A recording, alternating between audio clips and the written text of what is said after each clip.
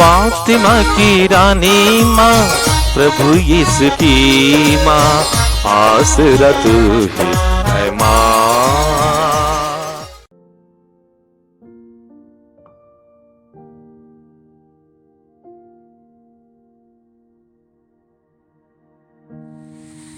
पहला पाठ इब्रानियों के नाम संत पौलुस का पत्र, अध्याय 10, पद संख्याएं 32 से 39 तक।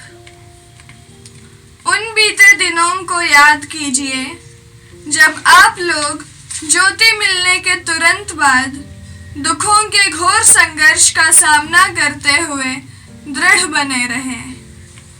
आप लोगों में कुछ को सबों के सामने अपमान और अत्याचार सहना पड़ा और दूसरे इनके साथ पूरी सहानुभूति दिखलाते रहे। जो बंदी बनाए गए, आप लोग उनके कष्टों के सहभागी बने, और जब आप लोगों की धन संपत्ति जब्त की गई तो आपने यह सहर्ष स्वीकार किया, क्योंकि आप जानते थे कि इससे कहीं अधिक उत्तम और चिरस्थायी संपत्ति आपके पास विद्यमान है।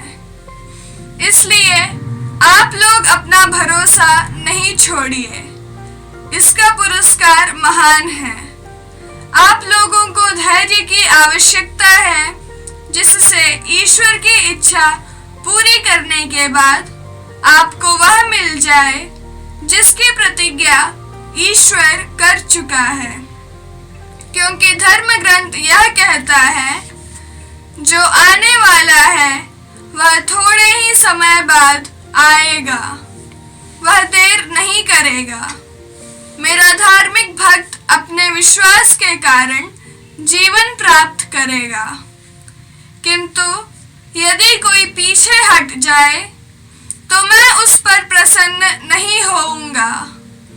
हम उन लोगों में से नहीं हैं जो हटने के कारण नष्ट हो जाते हैं, बल्कि हम उन लोगों में से हैं जो अपने विश्वास द्वारा जीवन प्राप्त करते हैं। यह प्रभु की वाणी है। ईश्वर को धन्यवाद। भजन अनुवाक्य। प्रभु धर्मियों का उद्धार करता है। प्रभु धर्मियों का उद्धार करता है। यदि तुम प्रभु पर भरोसा रखकर भला करोगे तो स्वदेश में सुरक्षित रह सकोगे। यदि तुम प्रभु में अपना आनंद पाओगे तो वह तुम्हारा मनोरथ पूरा करेगा। अनुवाक्य। प्रभु धर्मियों का उद्धार करता है। प्रभु धर्मियों का उद्धार करता है। प्रभु को अपना जीवन अर्पित करो, उस पर भरोसा रखो और वह तुम्हारी रक्षा करेगा।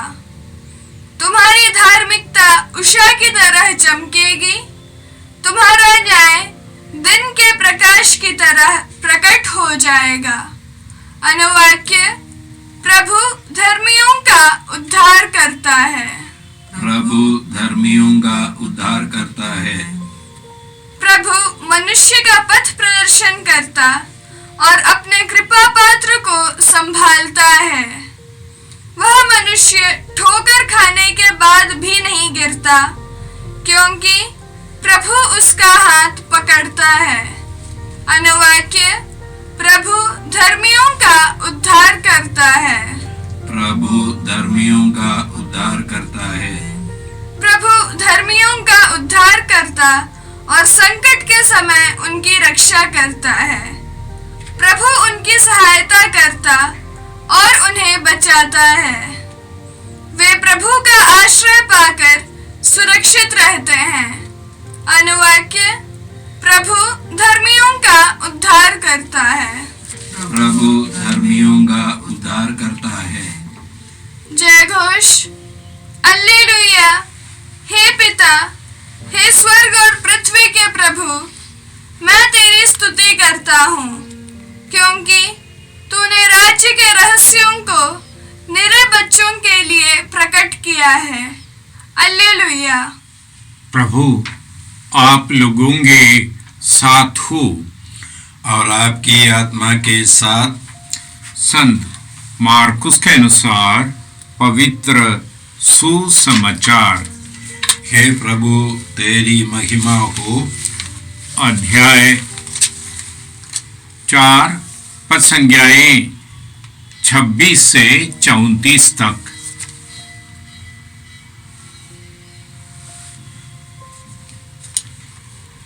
यीशु ने लोगों से कहा, ईश्वर का राज्य उस मनुष्य के सदृश है जो भूमि में बीज बोता है और रात को सोने जाता और सुबह उठता है।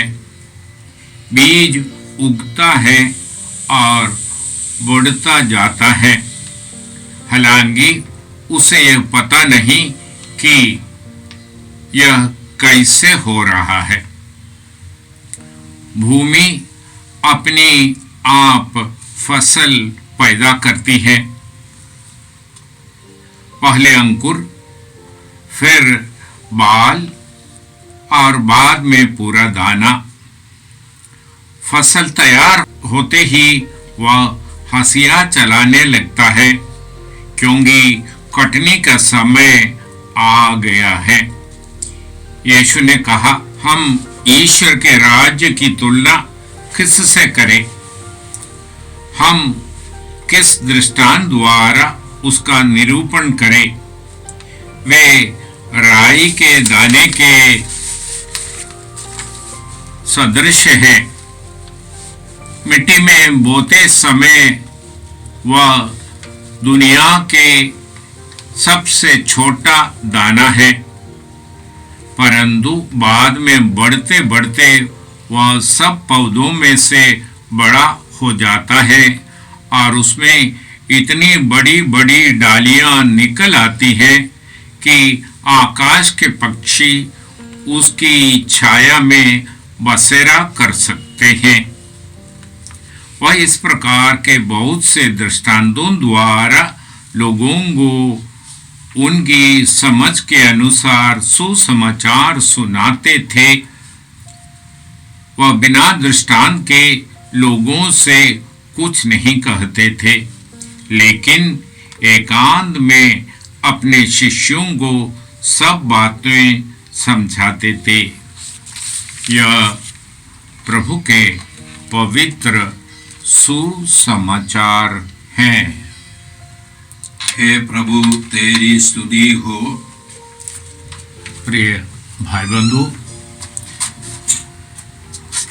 आज सुसमाचार लेखक हम लोगों को यीशु के शिक्षा देने की शैली समझाते हैं। वह दृष्टांतों में लोगों को शिक्षा देते थे। दृष्टांतों के द्वारा लोग समझ पाए।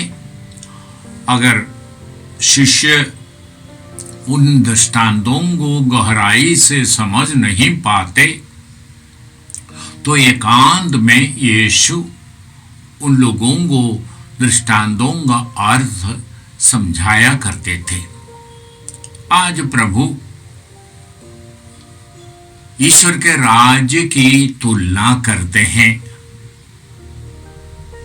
वह उस मनुष्य के सदृश है जो अपने खेत में बीज बोते हैं। बीज बोकर वे सोने जाते और जब दूसरे दिन फसल अंकुराने लगते हैं, बढ़ने लगते हैं, बाद में बाल देने लगते हैं और बाद में बालों में दाना होने लगते हैं, वह पूरे पक जाते हैं, तब वह किसान हंसिया चलाकर खेत के उन फसलों को बटोर लेते। परंतु किसान को मालूम नहीं कि वह बीज कैसे अंकुराते हैं, कैसे बढ़ते हैं, कैसे फल लाते हैं। ये सब ईश्वर के नियम का विधान के अनुसार होते रहते हैं। इस भांति ईश्वर का राज्य, ईश्वर की इच्छा प्रबल रूप से संसार भर में उगते हैं, फलते हैं, बढ़ते हैं, सब कुछ यह मानव पर निर्भर नहीं रहते। मानव उसके रहस्य को समझ नहीं पाते। ये ईश्वरीय कृपा किस भांति मानव के जीवन में असर डालते हैं, मानव को उसके अधीन ले आते हैं और मानव के अंदर ईश्वरीय इच्छा के अनुरूप चलने की इच्छा कैसे पैदा होती है, ये हम समझ नहीं पाते। पुराने व्यवस्थान में हम नबी को गुफा के अंदर छिपे रहते हुए ईश्वर के आगमन की प्रतीक्षा करते पाए थे। आंधी चली, हवा जोरों से चले, बड़ी आवाज के साथ आंधी चली तो नबी बाहर इस प्रचंड वायु में ईश्वर विद्यमान है कि नहीं खोजने निकलते हैं, परंतु ईश्वर वहां नहीं थे। बाद में वायु थम गई, धीरे से हवा चलने लगी और ईश्वर उस हवा में नबी से बोलने लगते। तो मानव की प्रतीक्षा, मानव उसे समझने की कोशिश करते हैं, परंतु ईश्वर उस तरह से नहीं। वे हमसे कहते हैं, अगर तुम समुद्र पार करोगे तो जलधाराएं तुम्हें बहाव कर नहीं ले जाएंगे, आग पार करोगे तो ज्वालाएं तुम्हें भस्म नहीं करेंगे। ये ईश्वर की आगमन की तौर तरीका विभिन्न प्रकार से। यिर्मयाह नबी को कुम्हार के चाक पर भेजकर ईश्वर वहीं उनसे बातें करते। क्या तुम मेरे हाथों में, कुम्हार के हाथों में मिट्टी जैसे नहीं हो? क्या मैं तुझे उस प्रकार के रूप नहीं दे सकते जो मैं चाहता हूं? ईश्वर का राज्य और उसकी अधीनता, ईश्वर की आत्मा के द्वारा मानव नए रूप पाना, हम पूरी तरह इसको मानवीय नाप के तौर पर नाप नहीं समझ सकते, समझ नहीं सकते। वह सामरी स्त्री से कहते हैं, मैं जो जल तुम्हें प्रदान करूंगा वह तुम्हारे अंदर स्थल की प्यास बुझा लेगी, तुम्हें फिर प्यास नहीं लगेगी। ये ईश्वर की कारनामे की तरीका हम मानव समझ नहीं पाते। वह संजीवन जल की झरना बनकर तुमसे फूट निकलेगी। और सामरी स्त्री उनसे कहते हैं, महोदय वह जल मुझे प्रदान करें जिससे कि मुझे तृप्ति आ जाए, संसार और संसार के वस्तुओं से अलग होकर तेरे वचन मुझ में प्यास बुझाए। हम हुजैया के ग्रंथ में सुनते हैं, उन दिनों मैं मानव के बीच में भूख भेजूंगा, प्यास भेजूंगा, भोजन के लिए भूख नहीं, पानी के लिए प्यास नहीं, परंतु ईश्वर के वचन के लिए भूख और प्यास, ईश्वर को पाने की भूख और प्यास। ईश्वर से संयुक्त होने की भूख और प्यास। यूहन्ना बपतिस्ता आकर लोगों को शिक्षा देते हैं और कहते हैं पश्चाताप करो, ईश्वर का राज्य सीधे करो, गलतियों से मुंह मोड़ो। यह पश्चाताप की बुलाव, मन फिराव की बुलाव, यह अलग अलग लोगों पर अलग अलग प्रभाव डालते हैं। लोग सब कुछ दे बैठते। यीशु को यरीको होकर जाते हैं, हम सुनते हैं, और वो गूलर के गाछ पर आकर जकेयूस को नीचे बुलाते, उनके घर में रहने जाते, और जैसे ही यीशु जकेयूस के घर में प्रवेश करते हैं, आज तक पैसे धन इकट्ठा कर न्याय अन्याय के रूप में धन इकट्ठा करने वाले जकेयूस यीशु से कहते हैं, प्रभु मैं अपनी आधी संपत्ति लोगों को मैं बांट दूंगा, और बाकी आधा में से अगर मैंने किसी को ठगा है, किसी के साथ अन्याय किया है, उसका चौगुना उसे लौटा दूंगा।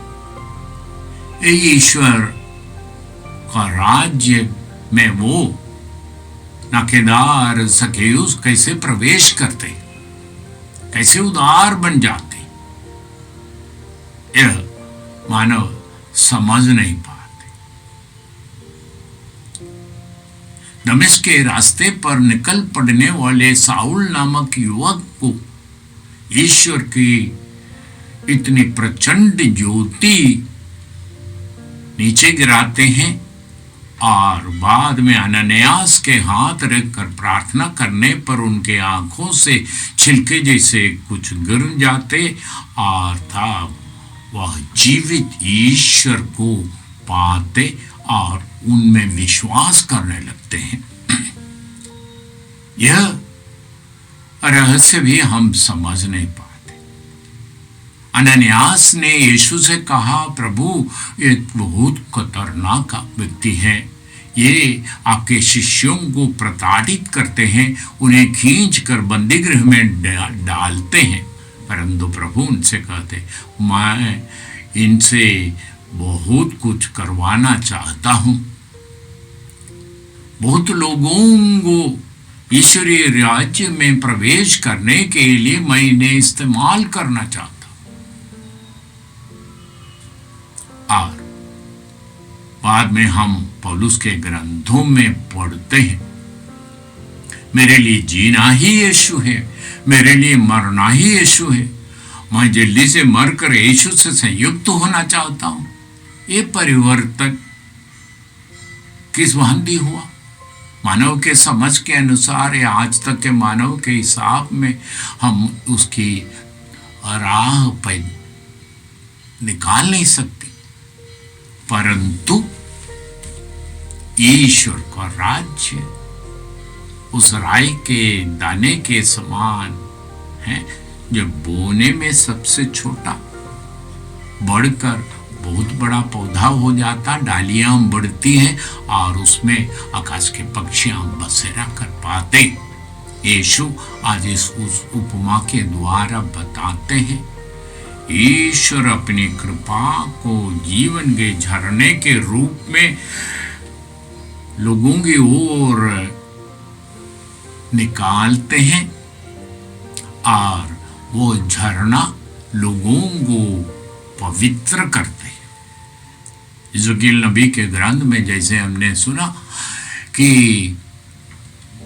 मंदिर के दहलीज से पानी निकलते हैं, और पानी बढ़कर बढ़कर बढ़कर बड़ी नदी की तरह बह निकलने लगते हैं। उसी तरह ईश्वर की कृपा मानव के समझ के परे, मानव की योजनाएं के किनारे करते हुए निकल पड़ते हैं, बढ़ते हैं। आज वह ईश्वर के सामने नतमस्तक होकर, झुककर उनके वचन को सुनने, उनके अनुरूप बनने, वह रहस्य को अपने बुद्धि से समझने के बदले साधारण रूप से ईश्वर के सामने झुकने की जरूरत। हम जानते हैं, समुद्र के किनारे टहलकर संत अगस्टिन त्रिएक ईश्वर के रहस्य को समझने की कोशिश कर रहा था। अब टहलते समय, विचार करते समय अपने बुद्धि से ये रहस्य को नाप कर समझने की कोशिश करते समय उसने देखा कि एक बालिका, छोटी सी नन्ही सी बच्ची, एक अपने हथेली अंजलि में समुद्र को, पानी को बटोर करके बालू में खोदे एक छोटी सी कुआं में पानी डाल रही, ये करते जा रही थी। और संत अगस्टिन ने बहुत कौतूहल के साथ देखता रहा और अपने मन में अपनी बात को विचार करते रहे। तब वे वो नन्ही सी बालिका के पास जाकर पूछते हैं, तुम क्या कर रही हो? तो बालिका ने उन्हें उत्तर दिया, मैं वो समुद्र की पूरी पानी को एक कुआं में भरने की कोशिश कर रहा। अगस्तिन ठहाका मार करके हंसते हैं और बच्ची से कहते हैं, प्यारी बच्ची, तुम जानती हो समुद्र कितना बड़ा है और तुम्हारा कुआं कितना छोटा है और तुम्हारी अंजलि में कितना पानी समा सकता है। क्या तुम जिंदगी भर पानी भरने से ये समुद्र के पानी से हल्की सी भी पानी ये तुम्हारी कुआं में समा जाएगी? तो उस बालिका ने अगस्टिन से कहा, जिस बात की तुम चिंता कर रहे हो, उस विश्लेषण करने की कोशिश कर, वो भी ऐसा है। उस अपार समुद्र ईश्वर के ज्ञान को तुम तुम्हारी छोटी सी बुद्धि से नापने की कोशिश करते हो। बहुत बार हम मानव अपनी बुद्धि में सृष्टिकर्ता को नापने, उसको समझने, उसकी सीमाएं बांधने और उसके रहस्यों को प्रकट करने की कोशिश करते हैं। बहुत समय हम ये समझ बैठते हैं हम ईश्वर को अपना रूप दे सकता है। संसार के इतिहास लेंगे तो सारे मानव ईश्वर की परिकल्पना करने की कोशिश की है और ईश्वर के घेराबंदी करके अपना रूप देने, कभी कभी मानव ईश्वर को मानवीय रूप देकर उनको सिद्ध करने की कोशिश करते हैं। वह आचरणों और रीति रिवाजों पर ईश्वर को नाप बांधने की कोशिश करते हैं, परंतु सच्चाई ये है, हमारी बुद्धि वो संत अगस्टिन की बुद्धि के बराबर सीमित है। सर्वशक्तिमान ईश्वर सृष्टिकर्ता को नापने और घेरने और बांधने की हमारी हर कोशिश सीमित है। हम ईश्वर के विधान के अनुरूप अपने आप को ईश्वर में समर्पित करने की प्रयत्न करें, जीवन पाए, प्रभु को हमारे ऊपर अधिकार लेने दे। हम अपने रीति रिवाजों तक ईश्वर को सीमित करने की कोशिश न करें। सदियों में चले आने वाले लोगों को ईश्वर को पहुंचाने की अवसर केवल इंगित करने की, जिस भांति यूहन्ना बपतिस्ता ने यीशु को गुजरते देखकर इंगित किया, ये ईश्वर का मेमना है। उसी भांति केवल इशारे से बताने की और ईश्वरीय कृपा में पलने बढ़ने की कृपा ईश्वर मानव को प्रदान करे। समस्त संसार के सभी प्राणी ईश्वर की अधीनता स्वीकार करे और बढ़ते बढ़ते सब पौधों में बड़े होने वाले राई की दाने की ये पौधे के समान बनने की कृपा ईश्वर से हासिल करें, पिता और पुत्र और पवित्र आत्मा के नाम पर। जय यीशु क्रिस्त में प्रिय भाई और बहनों, प्रभु यीशु ने हमें आदेश दिया है संसार के कोने कोने में जाकर सारी सृष्टि को सुसमाचार सुनाओ। सुसमाचार सुनने के लिए और सुनाने के लिए एक अच्छा मौका है। आप कृपया इस चैनल का सब्सक्राइब करें, लाइक करें, शेयर करें, बेल आइकन दबाएं ताकि यहाँ की नई वीडियोस की सूचना आपको मिलती रहेगी। साथ साथ आप दूसरों को भी प्रेरणा दें इसका सब्सक्राइब करने के लिए। याद रखें, कल के मिसा के दैनिक पाठ और उस पर टिप्पणियाँ आज ही दोपहर के बाद हम लोग अपलोड करते हैं। कृपया आज ही उसको सुनकर कल की तैयारी करें। प्रभु यीशु आपको और आपके परिवार को 100 गुनी आशीष देंगे। जय यीशु।